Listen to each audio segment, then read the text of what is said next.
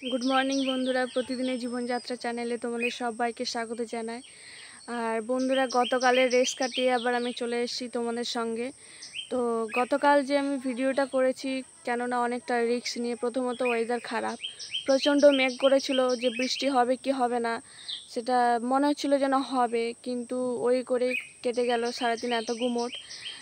তার মধ্যেই ভিডিও করতে গেলাম। তারপরে আরও একটা টেনশন ছিল যে রাজবাড়িতে ভিডিও করতে দেবে কিনা বা ছবি তুলতে দেবে কিনা, কেননা এর আগে আমি প্রায় 3-4বারের মতো গিয়েছি। আমি যেহেতু তোমাদেরকে বলেছিলাম যে 10 টাকার টিকিট কেটে গিয়েছি, 15 টাকার টিকিট কেটে গিয়েছি, তো এবারে 20 টাকার টিকিট ছিল।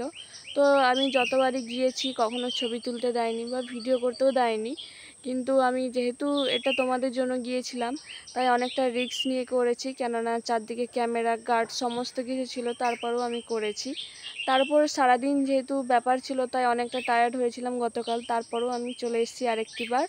তো আমি সারাদিন কি করছি তোমরা অবশ্যই আমার সঙ্গে থেকে ব্লগটি দেখতে থাকো। আজকের জলখাবারে বানিয়ে নিচ্ছি পরোটা। তো আজকে পরোটা এমনি নর্মাল বানাবো, 3 কোনা বানাবো না, গোল বানাবো। তো তার জন্য আমি ময়দা নিয়ে নিচ্ছি কৌটো থেকে। আর এরপর আমি এতে কিছুটা রিফাইন তেল দেব, একটু ভালো মানে নরম হওয়ার জন্য, কেননা ময়দা তো অনেকটা টান টান থাকে। তো সেই জন্য আমি রিফাইন তেল দিয়ে দেবো কিছুটা, আর স্বাদ মতো লবণ দিয়ে দেবো। দিয়ে ভালো করে আমি ময়দাটা মাখিয়ে নেব, যাতে তেলটা চারিদিকে ছড়াতে পারে, নয়তো একদিকেই দলা পাকিয়ে থাকবে। তো ভালো করে আমি মাখিয়ে নেব।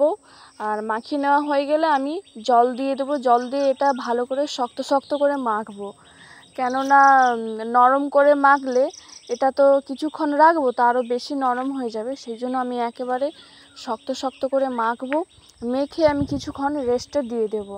আর একটু বেশিক্ষণ মাখতে হবে, মানে যেমন তেমন করে মাখলে হবে না, একটু ভালো করে মেখে কিছুক্ষণ রেস্টে রেখে দেব। তারপরে আমি এটাকে পিস পিস করে কেটে বেলা শুরু করব। আর এদিকে আমার মাখানো হয়ে গেছে। তারপরে এদিকে আমি তরকারি করার জন্য আলু আর টমেটো কেটে নিয়েছিলাম, ধুয়ে রেখেও দিয়েছিলাম। তো আলু আর টমেটো প্রেসারে দিয়ে জল দিয়ে দিয়েছি কিছুটা, আর হলুদও দিয়ে দিচ্ছি। এরপর আমি লবণ দিয়ে দেব, কেননা অনেক রকমই তরকারি করে খাওয়া হয়েছে, টমেটো আলুর তরকারি কখনো খাওয়া হয়নি। তো সেই জন্য আজকে আমি টমেটো আর আলুর তরকারিটাই করব। আর সবই দেওয়া হয়ে গেছে। এবার আমি প্রেসার কুকারে ঢাকনাটা লাগিয়ে দেব। লাগিয়ে দিয়ে আমি গ্যাসে ছোট বার্নার যেটা আছে ওখানে বসিয়ে দেব, কেননা বড়টাতে বসালে প্রেসার কুকারটা যেহেতু ছোট, চারদিকে গ্যাসটা বেশি বেরিয়ে যাবে, বেশি খরচা হবে। সেই জন্য এদিকে আমি বসিয়ে দিয়েছি প্রেসার কুকারটা, আর এদিকে আমি বেলে নিচ্ছি। কিছুটা রেস্টে রেখে দিয়েছিলাম, সেই জন্য খুব সফট হয়ে গেছে। এরপর আমি গোল গোল করে মোটা মোটা করে বেলে নেব, যাতে পরোটাটা খুব ভালো টেস্টি হয়, কিছুটা ওই মিষ্টি দোকানের মতন হবে। তো আমি গোল গোল করে বেলে নিচ্ছি। আর এদিকে আমি তাওয়াটা ভালো করে ধুয়ে বসিয়ে দিয়েছি। আর যেহেতু অনেক বড় তাওয়া আর মোটা, সেই জন্য গরম হতে টাইম লাগবে, তাই আমি আগে থেকে ধুয়ে বসিয়ে দিয়েছি। তাওয়া গরম হয়ে গেছে, তাওয়াতে বসিয়ে দিলাম। আর আরেকটা আমি এদিকে লেচি নিয়ে বেলতে লাগছি। যতক্ষণ ওটা ভাজা হবে ততক্ষণ এটা আমার বেলাও হয়ে যাবে। তো এদিকে আমার বেলাও হয়ে এসছে প্রায়। আর এদিকে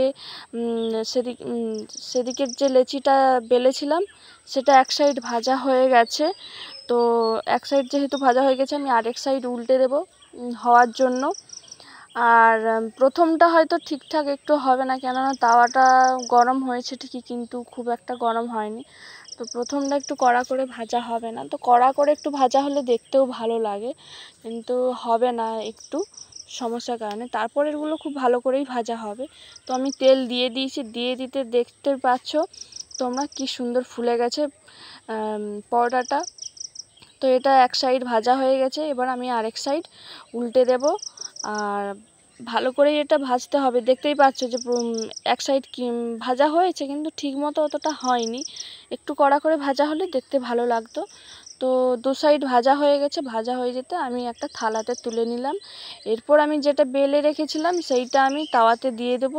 আর দিয়ে দেওয়ার পর আমি একে একে বাকিগুলোও বেলে নেব, কেননা সবগুলো তো দেখানো সম্ভব নয়।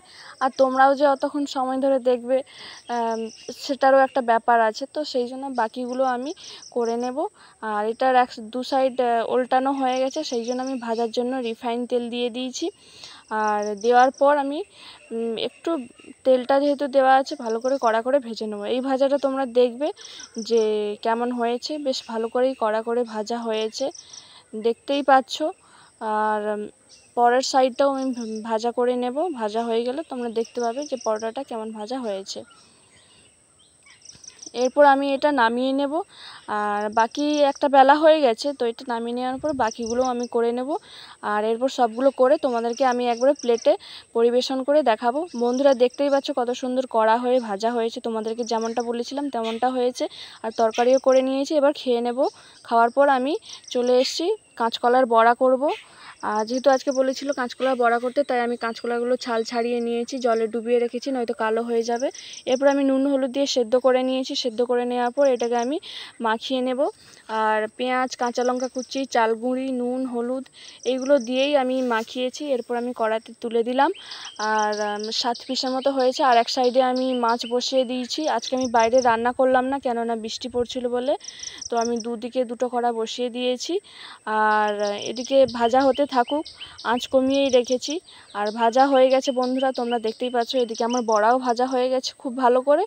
আর এদিকে মাছটা আমার ভাজা হয়ে গেছিলো, কিন্তু মা চলে এসছে বলে মা মাছের ঝালটা বানিয়ে নিয়েছে।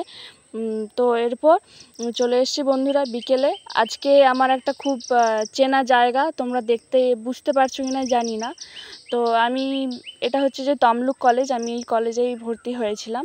তো যখন আমি প্রথম এইচএস দেওয়ার পর কলেজে ভর্তি হব ঠিক করেছিলাম, তো কলেজ কোথায় আমি জানতাম না। তমলুকে থাকি, অথচ তমলুকে কলেজ কোথায় আমি জানতাম না। তো প্রথম আমি কলেজ খুঁজতে আসি, তো তারপরে এই কলেজে ভর্তি হওয়া। আর আমি প্রথমে ঢুকতে ভয় পাচ্ছিলাম, যেহেতু অনেক বছর ছেড়ে দিয়েছি, যে কেউ আটকাবে কি না। তো দেখলাম যে কলেজের মাঠে কিছু বাচ্চারা খেলছে, আর ওরা ছোট ছোট। তো ভাবলাম তো ওরা তো কলেজ স্টুডেন্ট নয়, ওরা যদি ঢুকতে পারে তাহলে আমিও ঢুকতে পারি। তাই আমি কলেজে ঢুকে ভিডিওটা তোমাদেরকে দেখাচ্ছি। আর নিচের তালাগুলো এগুলো আর্টস ডিপার্টমেন্ট, আর ওপরে 3 তলার ডিপার্টমেন্টগুলো সায়েন্সের ডিপার্টমেন্ট। আর মাঝে যে দোতলা আছে ওখানে আর্টস সায়েন্স মিশিয়ে আছে। এরপর আমি চলে গেলাম, এই যে স্বামী বিবেকানন্দের স্ট্যাচু দেখতে পাচ্ছ, তার পেছনে যেটা আছে ওটা হচ্ছে আমাদের কলেজের অফিস রুম। আর এরপর আমি চলে এসেছি সামনে, তোমরা মাঠটা দেখতে পাচ্ছ। তারপর আমি আবার রিটার্ন চলে যাচ্ছি বন্ধুরা। আর এটা হচ্ছে যে এখানে বিএড মানে ট্রেনিং হয়, যারা বিএড পড়তে চায় তারা এখানেই বিএড পড়ে কিনা। এটা কলেজের পেছন দিকটা। তারপর কলেজের একবারে পেছনে এটা পার্ক টাইপের, এখানে স্টুডেন্টরা সব আড্ডা দেয়। বন্ধুরা আজকের ব্লগটা যদি তোমাদের ভালো লাগে তাহলে অবশ্যই আমার চ্যানেলটি সাবস্ক্রাইব করে পাশে থেকো। আর যারা আমার চ্যানেলটি সাবস্ক্রাইব করেছো তাদেরকে অসংখ্য ধন্যবাদ।